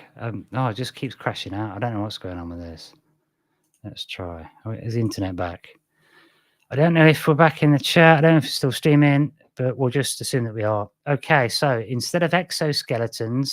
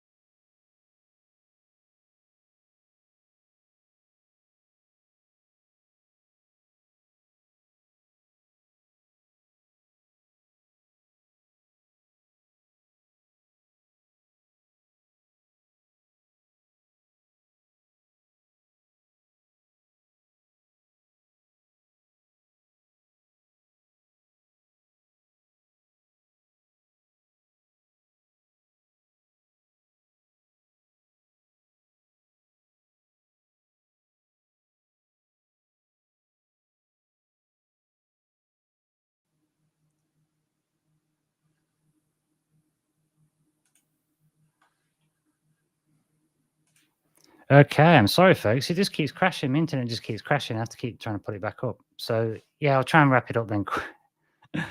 I just said that a minute ago. Try and get through this last one. Okay, so try again.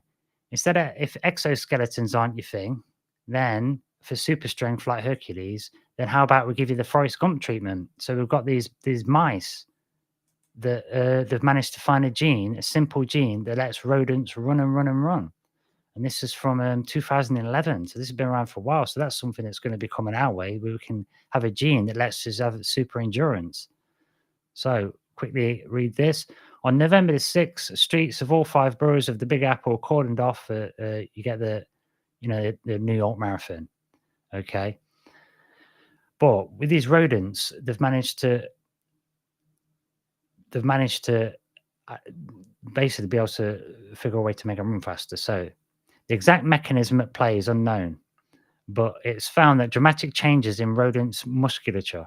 Endurance athletes rely on slow twitch muscles, fibrous bundles, and guzzle oxygen and fatigue slowly. Sprinters, however, derive their power from fast twitch fibers that produce intense bursts of energy. These fibers use less oxygen but tire quickly. In mice, engineered without a muscle building gene called IL-15R alpha, fast twitch muscles in their front legs acted more like the slow twitch fibers.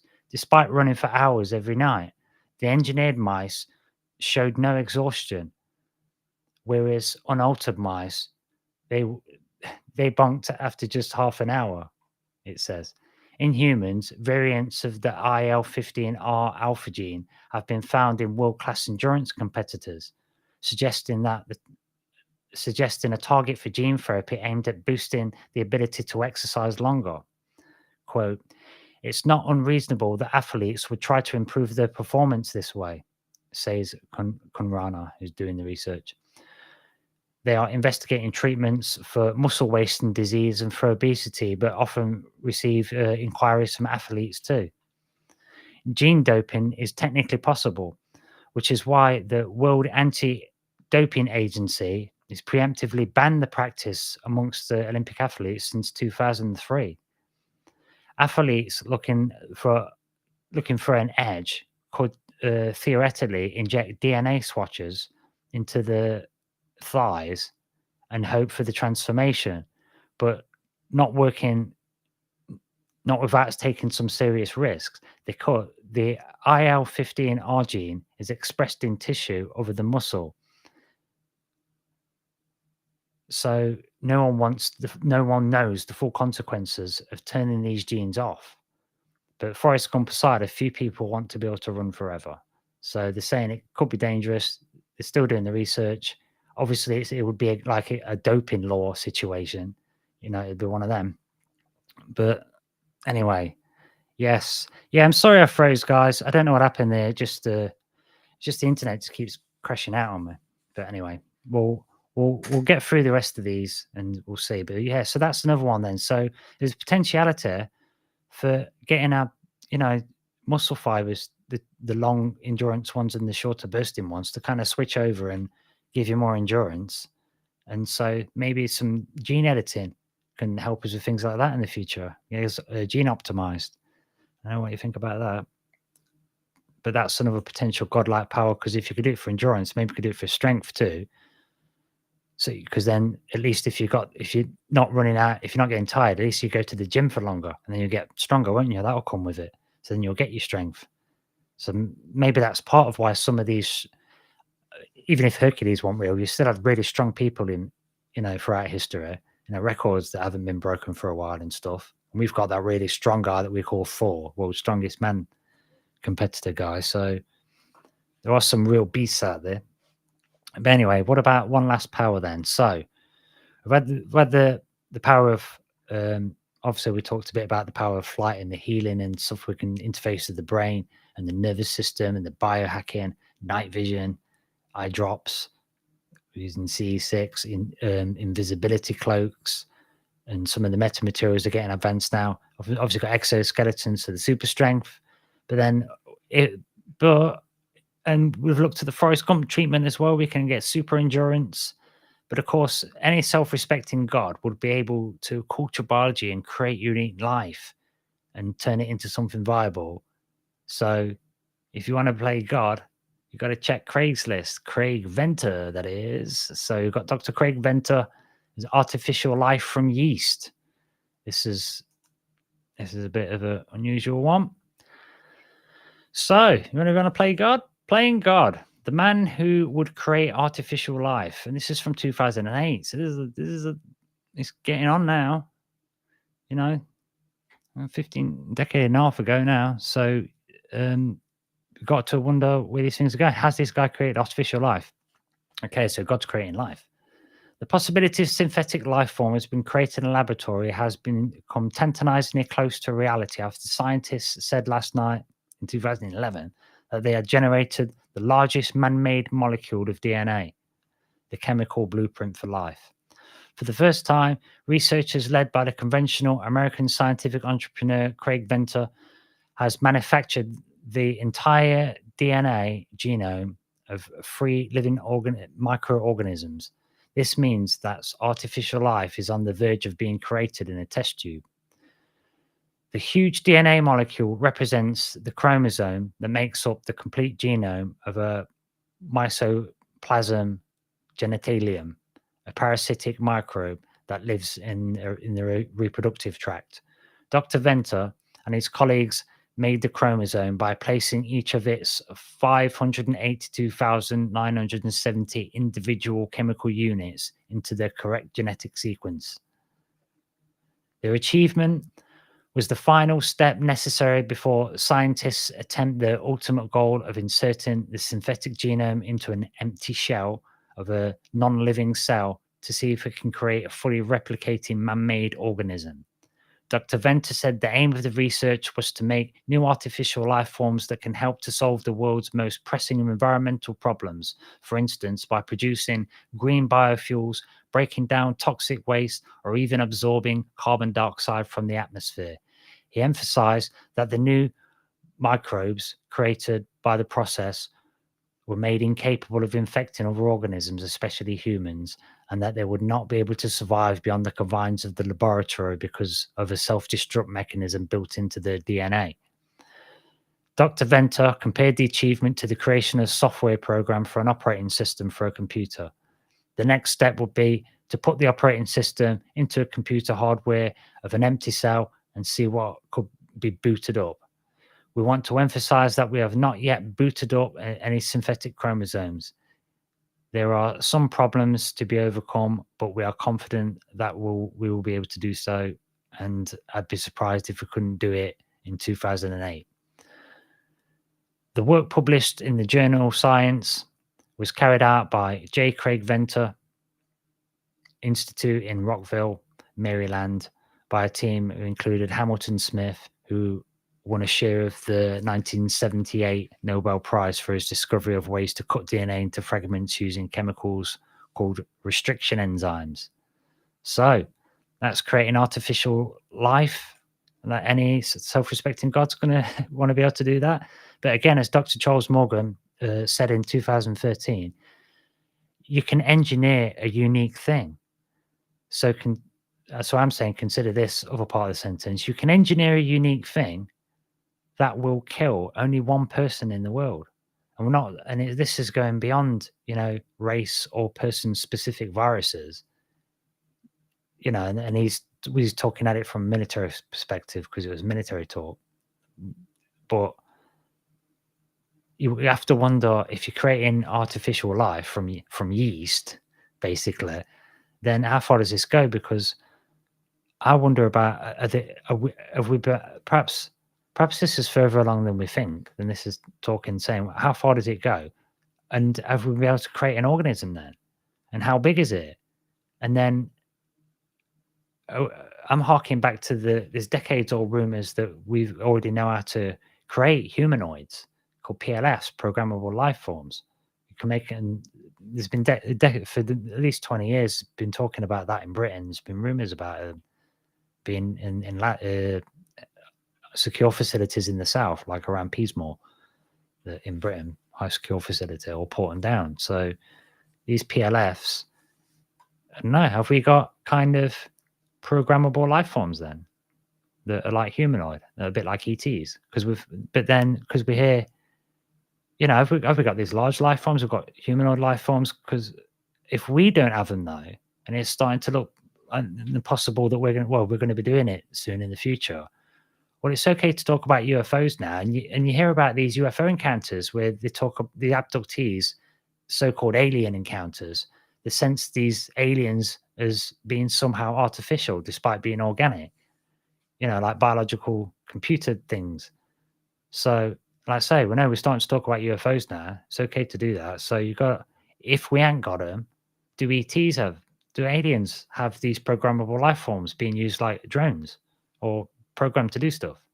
And then there's gene splicing as well, which was a is another thing that we can do. Another article here. We've got dreads as well. Designer receptors activated only by designer drugs. So you've got these special designer receptors where you can activate them with certain chemicals that your proprietary stuff. You've like got the chemical key to unlock something. So let's have a quick read about this. This is from News Medical Net, News Medical Life Sciences. So dreads. What do you want to look like as with this god? Get yourself some dreads. Designer receptor site activated only by designer drugs. Belong to a class of proteins called chemogenetic proteins. Chemogenetic proteins. These engineered proteins allow scientists to control nerve cell activity. And so how do they work? Dreads allow G protein coupled receptors to produce a synthetic ligands and not the natural ligands. Okay. And they are activated by a molecule called clozapine N oxide, or CNO, which is biologically inert. G proteins are important for cell signaling molecules, and researchers can investigate cell function in living organisms by modulating this signaling in time and space. The greatest use of dreads is in neuroscience because CNO can easily cross the blood-brain barrier. Oh, okay. Various dreads coupled to different G protein receptor types, such as GI, GS, and GQ. Any of these can be selected depending on the cellular pathway to be activated or inactivated. These proteins are typically used to study nerve pathways, diabetes, metabolic disorders, Parkinson's disease, alcohol abuse, post-traumatic stress disorder, depression, to regulate behaviors in mice reacting to drugs and drug addictions. What are the properties of dreads? Dreads are mutant muscarinic receptors that are screened for the following characteristics.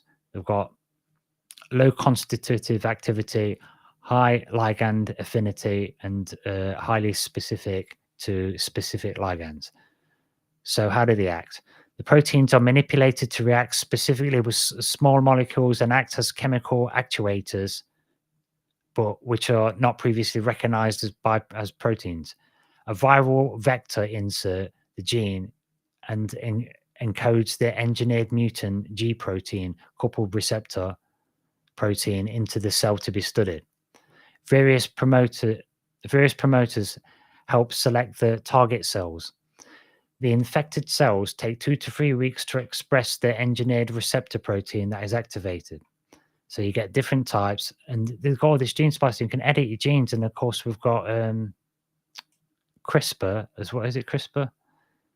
We've got the CRISPR, which is for gene editing, which stands for clustered regulatory interspaced short polymeric repeats, which are a hallmark of bacterial defense that forms the basis of CRISPR-Cas9 genome editing technology. In the field of genome engineering, the term CRISPR or CRISPR-Cas9 is often used loosely to refer to various CRISPR and CPF1 and other systems that can be used to program and target specific stretches of a gene code and edit DNA at precise locations, as well as for other purposes such as for new diagnostics tools. With these systems, researchers can permanently modify genes in living cells and organisms in the future. It may make it possible to correct mutations at precise locations in the human genome in order to treat genetic causes of disease.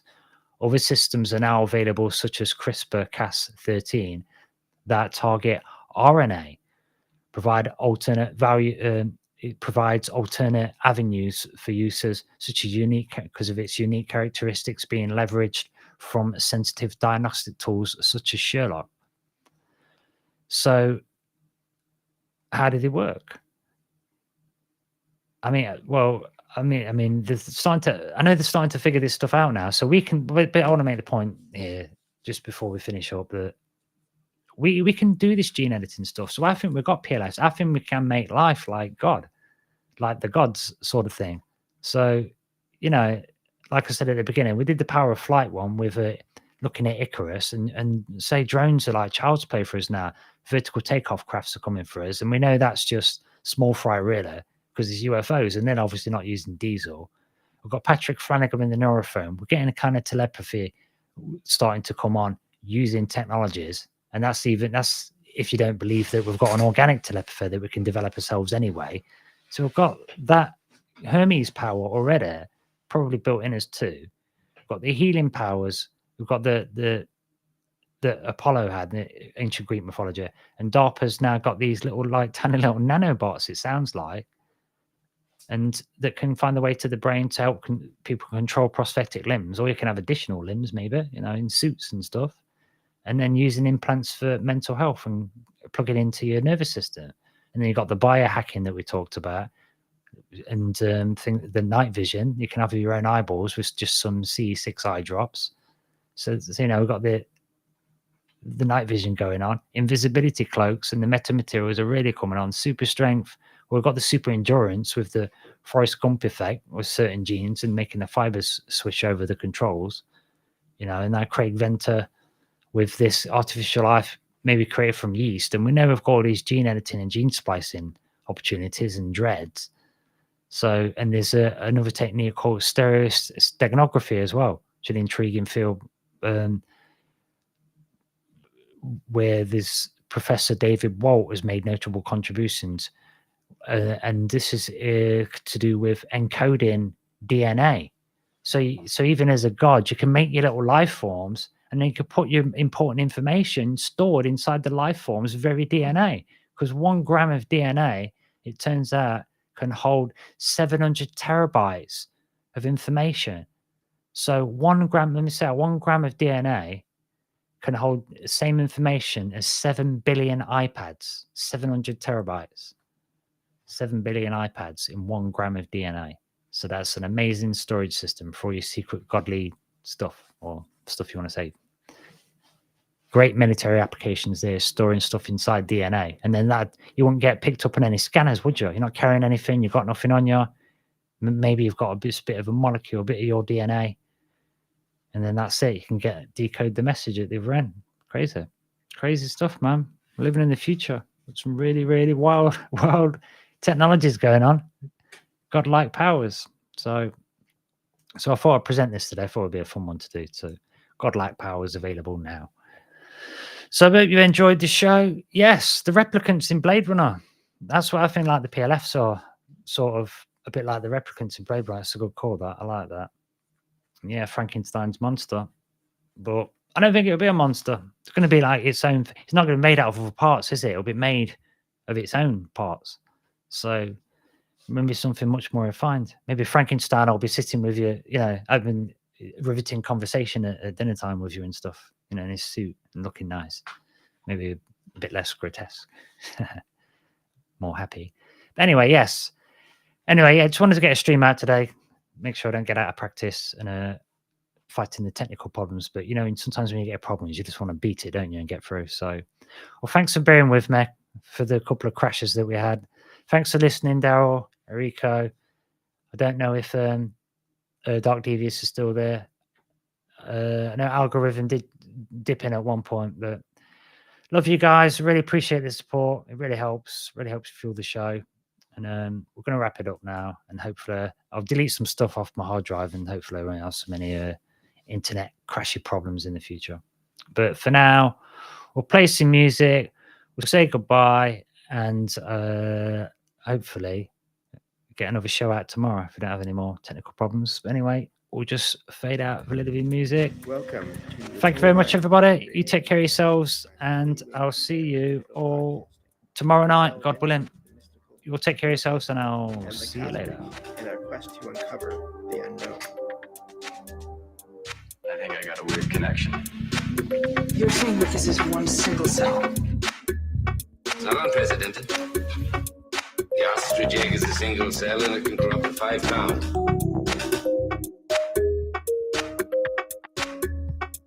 Because we were almost impacted by Venus. This is all fully understood. And the astrophysicists have to look at this, and the people that are geologists, and all of this. They supersize the common core. which, as it turns out, is disgusting.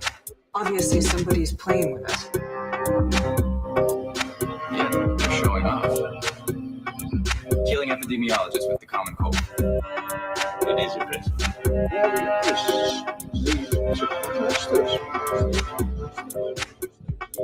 I want to know who's next. At least identified as we tried, but the computer went off the chart. Maybe we can figure out who's next. Normal human beings have 40 DNA memo groups. More than enough brains to perpetuate itself. This had 200,000. You did it. What was that? How did you do it? Did you have that? It was September. He was part of the original 12 sign travel back towards humanity. He was banished for sympathizing with the fugitive sign tracking.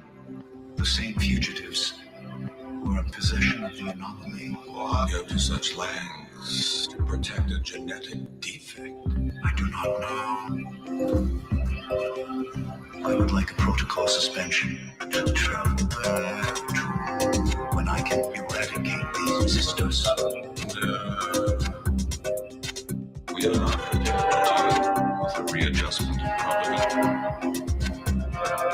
There is a way that the fugitives are inconsequential. He poses minimal risk. We chose this time for a reason. A 99.9999% probability that we will succeed. The boy had a 0.0001% chance of survival. He did. Is there something wrong with you? 1%. I am experiencing something that I do not understand. The idea of ending their existence consumes me. They are insignificant. So, no. Some people believe that crystals have spiritual properties and can be used to connect with the ancient civilization of Atlantis. They believe the crystal